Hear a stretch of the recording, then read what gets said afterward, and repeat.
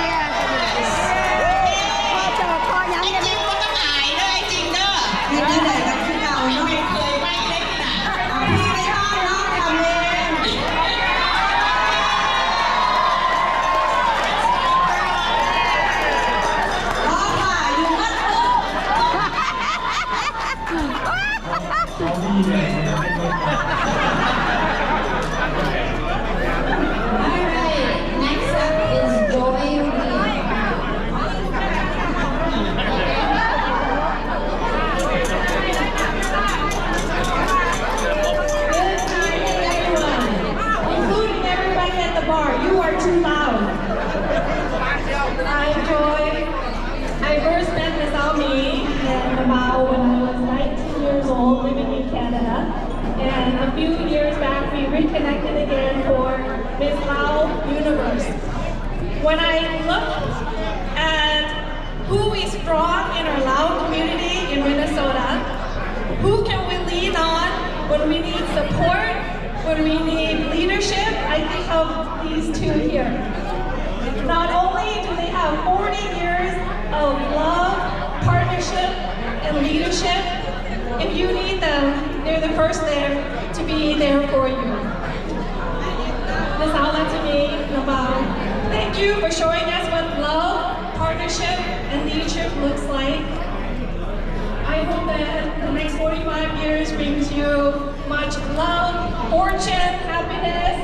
lots of dancing, and even more grandchildren and great-grandchildren. Your children are amazing. You have an amazing legacy. Over 300-400 people here, all love you. And so anytime you need us for anything, all you need to do is just call. Raise your glasses. We do one more cheers. Cheers to 45 years of love, leadership, and friendship. Thank you, Sandy.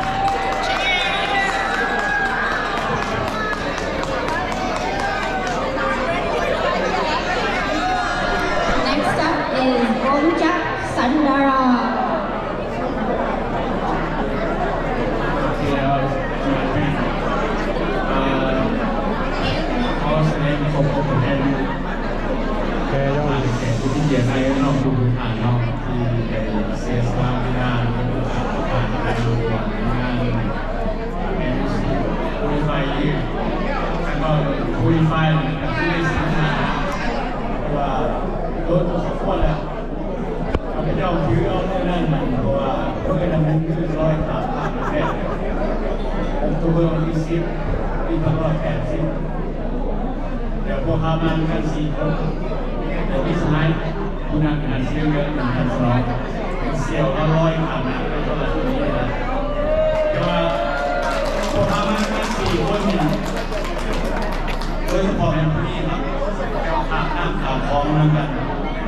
โดยข้อมาจนต้องมีสเปคของเราอยู่ไม่ได้ทำที่นี่วิธีของเราเป็นในสองแต่ละปีแล้วแสดงว่าเป็นแค่นี้ของกองเต้นพอมีไอ้เราคุยกันนั่นว่าทุกสิ่งทุกอย่างต้องเก็บผ่านมาสิ่งของอย่างเดียวแต่ตอนนี้เราอยากขอขอบใจนะเรื่องที่ได้ให้ข้อมูลข้อช่วยเหลือข้อถามข้อแทนในการขอบใจเพื่อนเพื่อมาจากพันการที่คนหนึ่งอันวันไทยที่อันวันจากที่น้อยอันโจมาจากแดนเวอร์เนาะมีหลายอันเขาก็ได้พวกน้องๆครับแบบนี้เล่าหลายคนที่ว่าได้ช่วยแต่ลูกหลานที่แหละแถวนี้หลายสุดหลายที่ว่าที่บอกว่าเข้าใจตรงนี้อะไรที่ว่าเปลี่ยนได้ใจของเขาบอกใจหลายต้องให้ในสิ่งนี้ความใจ Alright, last but not least, the queen herself, Latsumi Chandara.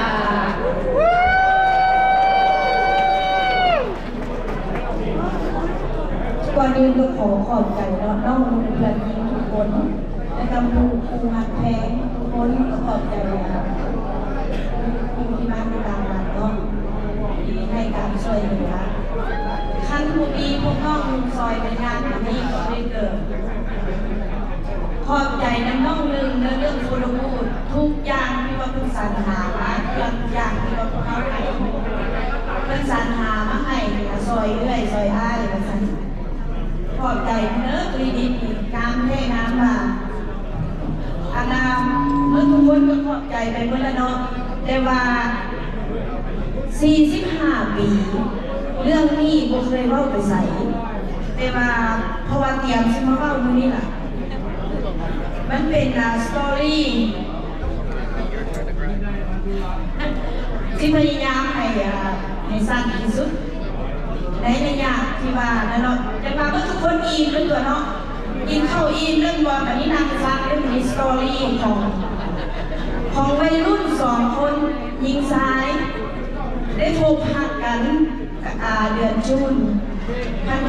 1978ในงานแต่งงานของ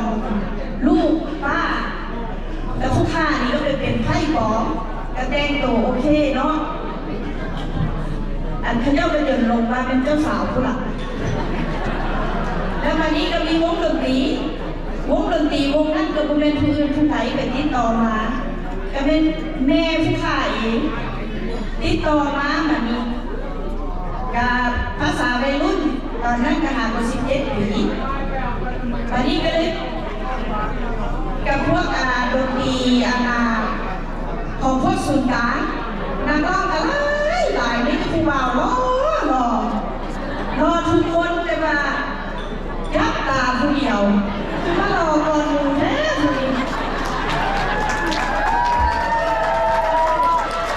รอเนี่ยก็แล้วนี่แบบนี้กี่องค์ที่สุดภาษาวัยรุ่นน้องมีแต่ลูกแต่หลานลูกป้าลูกลุงลูกเอาลูกอาทางยิงทางซ้ายก็ฟ้อนกัน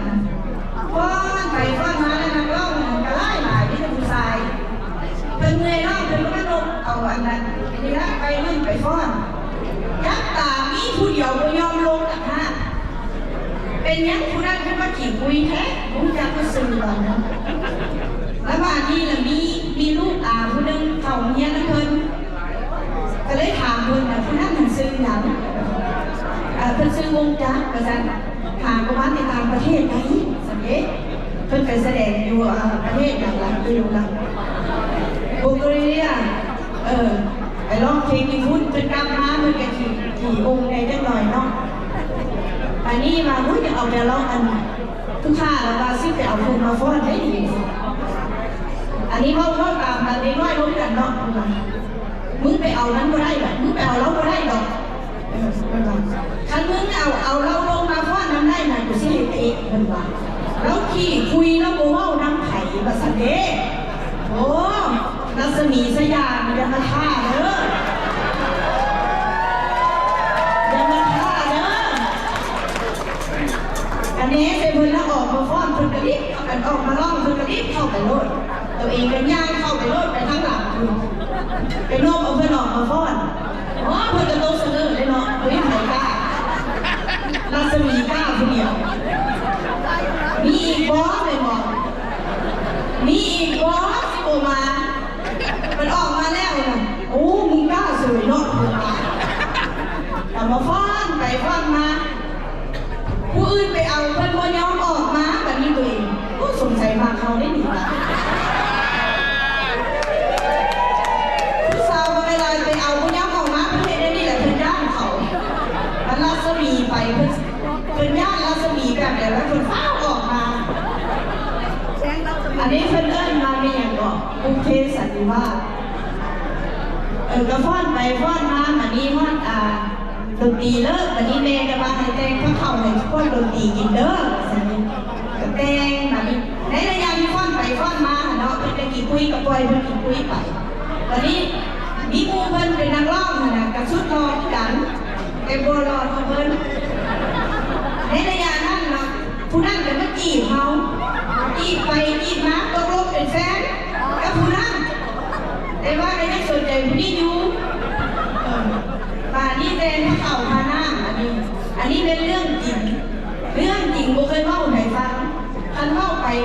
กับเขาดัดจริตแต่พอเข้าพอดีเพิ่นนั่งข้างนี้กับผู้มันจีบเขานั่งข้างนี้และเฮ็ดทำทาล้มผู้มันจีบเฮ็ดทำทาล้มใส่เขาหรือย่าเอาลงมุกไปยังสิเพิ่นก็ย่านเขาเพิ่นก็ย้ายไปเพิ่นก็ย่านเขาแบบนี้ก็ย้ายไปพูดเอาย่านผู้ชายคนนี้ก็ย่านเขาแบบเห็นได้ไหมแบบนี้อาจจะว่าผู้ซื้อปลอดภัยตอนนั้นคือปลาเขาอยู่ใกล้เพิ่นเขาปลอดภัยเพิ่นกดแบบปลาให้เกียรติเพิ่นโมวังกินกำไรเอาสิมาแล้วก็ถืออกชื่นใจค่ะแต่ว่าเอาไปให้มาผู้นี้อยู่อันนี้แม่เขาขอโมมาผู้นี้เพราะว่าผู้นี้มือไว้แม่ถอยมาผู้นี้มาผู้นี้มาแล้วเขาก็พูดจักมาเพิ่นเรียนได้ไหนล่ะอันนั้นมุ่งเรียนศิลปะกับแม่เพิ่นก็พูดจักหลายคนเนาะฝากของอยู่ของกินไปให้แต่ละมื้อเขาก็จักน่ะแม่เป็นคนที่มาดึงมันเข้ามาน่ะอันถ้ามีงานอยู่ในบ้านมีบุญวัดอย่างแม่เป็นคนติดต่อดนตรี